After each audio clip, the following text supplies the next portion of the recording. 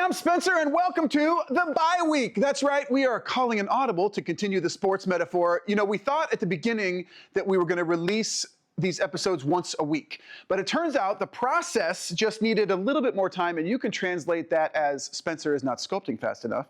But at the same time, we realized that, you know, we're giving this guy away right here, but you don't have any idea what he's going to look like. And it's hard to get excited about a giveaway when you're like, oh, I don't know what I'm going to win. And so this week, we are going to show you this guy, which is a gigantic version, but very similar to what this guy will look like when we're done. So let's get to it. I'm going to show you how we created this thing and then give you some close-ups of what he looks like. Here we go.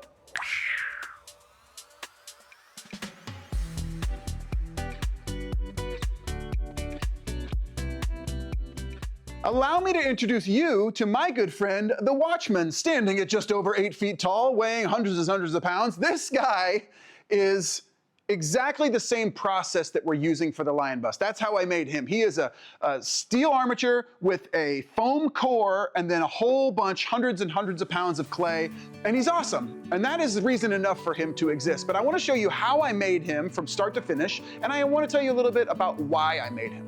Okay, so let's talk about how and why. How? Everything starts with an idea, and I had this idea at the end of the day one day as I was leaving the studio, and so I got an armature board out and I wrote it down.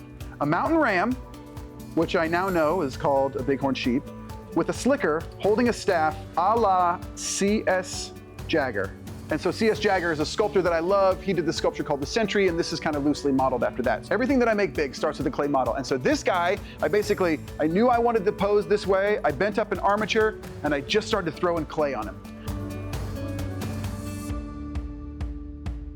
This process takes 50, 60 hours from start to finish over the course of a number of weeks. It really depends on how many projects I'm working on, how quickly I can progress.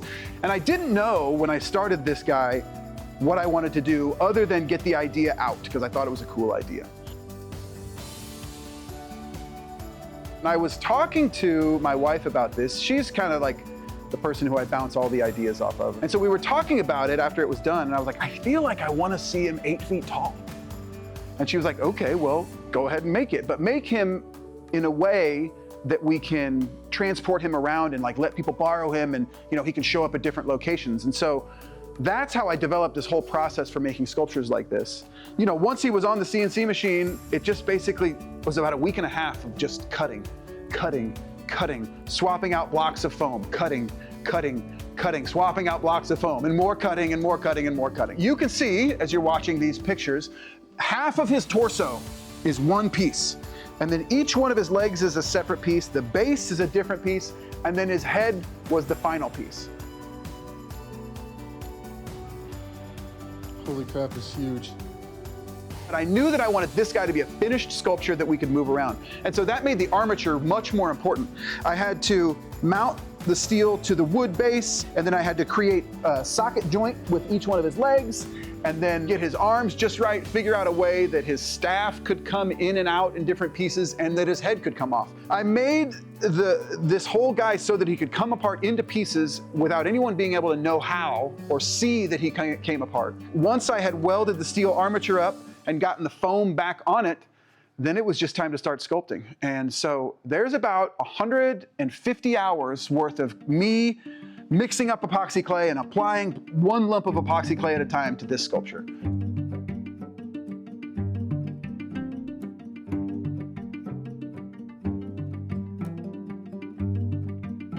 You know, basically, while I'm putting that clay on, I'm solving a whole bunch of different problems, right?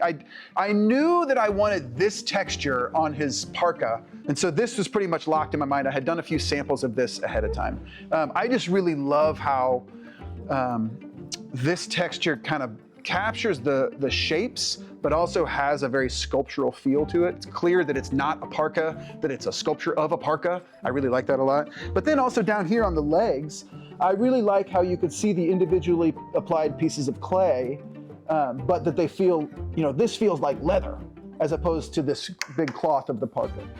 The sculpture that this is based on, he's holding a rifle, and it just didn't need a rifle. I didn't want it to be a rifle. I picked up a stick in my backyard. I was like, ooh, this is cool. It'd be cool if he was just holding a staff. And I wasn't sure how I was gonna do this texture. And so I just came in one day and started putting clay on. at about an hour in, I was like, this is gonna work out. And I really like it. I feel like it is both sculptural and wood at the same time. If I was gonna be critical of myself, I would say sometimes I go too hard in the different texture. Like a lot of sculptures, just the texture is the texture, right? They're just suggesting forms all over the place. But I do feel like one of the successes of this sculpture is that it has just the right amount of realistic feeling textures and then sculptural textures. The bighorn sheep just felt really like stoic to me not in a lowercase, you know, just kind of like he is there doing his thing. You don't want to mess with him even though he's a prey animal. Do you know what I mean? Like I don't, you know, he's not Bambi, that's for sure, right? And so it felt like he would be a really good watchman. And so the next one, the sister sculpture that we're gonna make is an owl. And she is going to be similar pose, a few differences, but it's clearly a sister sculpture to this. And I feel like that'll be a really good juxtaposition because there's like this quiet knowledge and then this kind of like, you know, an owl seems to have a more forward wisdom, you know? So that is the story of how the Watchman came to be. And I know this was a short episode this week, but we committed to doing weekly episodes here for a while. And so I wanted to give you something interesting and worth watching. I promise you we're making good use of the time. The next episode is going to be really cool. You're going to see the lion come to life in clay. And I think by the end of that episode, you will see its final form. And then we got some more stuff to do before it's ready. I really, really, really, really, really, really, really appreciate you being here. I mean, of course, you don't know the back end, but Hoodie and I just started doing this.